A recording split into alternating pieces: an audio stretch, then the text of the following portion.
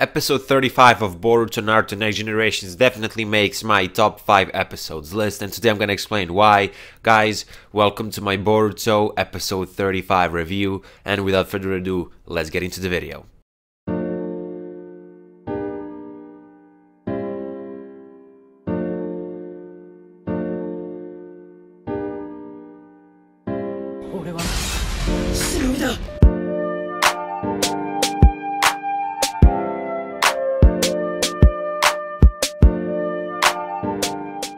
Big factor that contributes to the rating I'm gonna give to this episode, which is 10, is the nostalgia effect that they've added with these old characters. But before that, I'm gonna tell you why I would give this episode 10 anyway.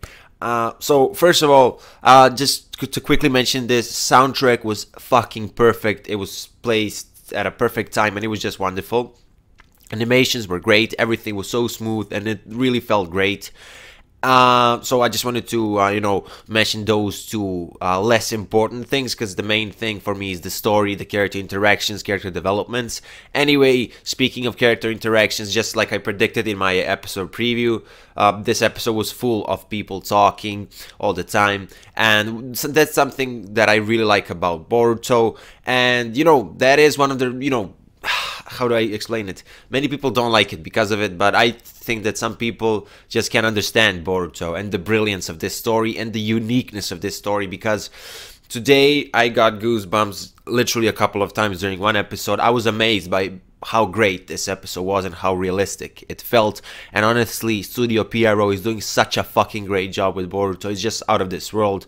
So, message of this episode, it's okay to follow a path where you don't know what exactly you're gonna do, but eventually, if you don't change this perspective, if you don't have exact goal to follow, you're gonna come up against barriers that you won't be able to break. That's what Kakashi said to Boruto. Obviously, I didn't quote his exact words, but that's what he said at the end. And this is very symbolic. Throughout this speech that Kakashi gave, I'm just having in my mind, I'm just thinking about teenage Boruto saying, "I'm still a shinobi," which I even have in my intro. And it's just, it gives me some chills that I can't even properly explain with words. I told you, I got goosebumps a lot of times during this episode. When Boruto was asked why he wants to become a ninja, or I should say shinobi, he said he just wants to prove that he's better than his dad. Obviously, I've talked about Boruto's character and why he's the perfect protagonist. I'm gonna have that video in the description below if you've missed it. The video is called The Truth About Boruto. Basically, Boruto does not hate the Hokage title. He hates the fact that Naruto can't spend as much time with his family as he used to before he became the Hokage. And when Naruto became the Hokage, when all of these things changed, Boruto was, very sad and he doesn't have a goal. But at the other side, at the same time, he's a very good person. He influenced a lot of people. Mitsuki said it at the end of the episode. And we saw goals of all these children.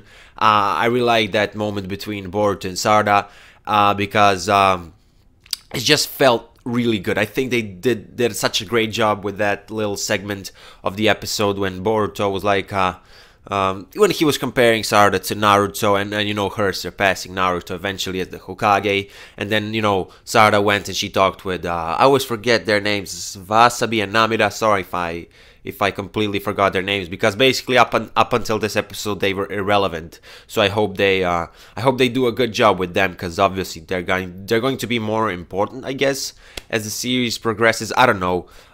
It's not like I care, because as I said, we literally don't know their characters.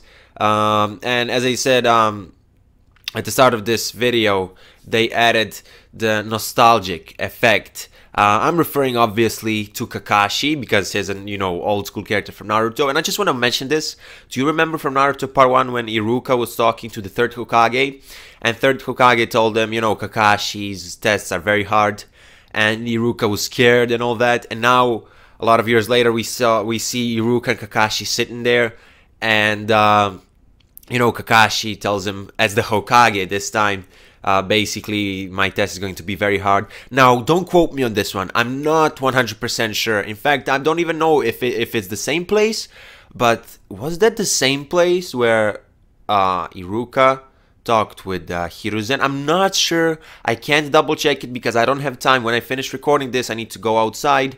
Well, I need to get back to school. We have PE now. Anyway, I'm gonna be late because of, you know, I'm recording now. But anyway, I don't know if it was the same place, but it really felt nostalgic.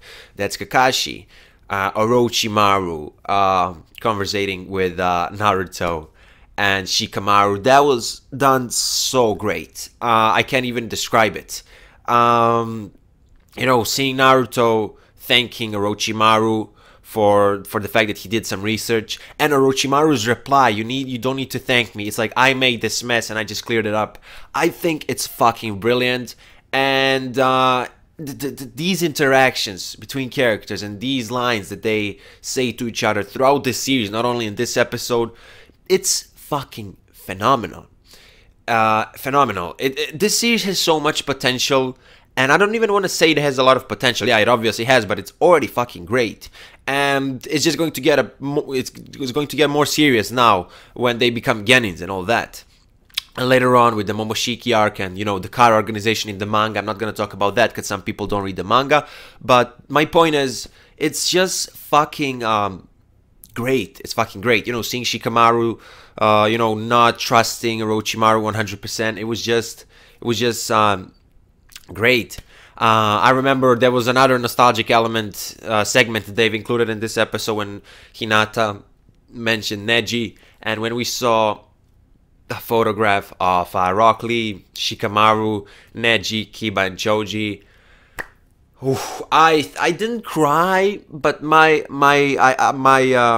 eyes were full of tears. It was just, I felt goosebumps at that time, and you know, it was just, I don't even need to explain it, guys. It's fucking Neji.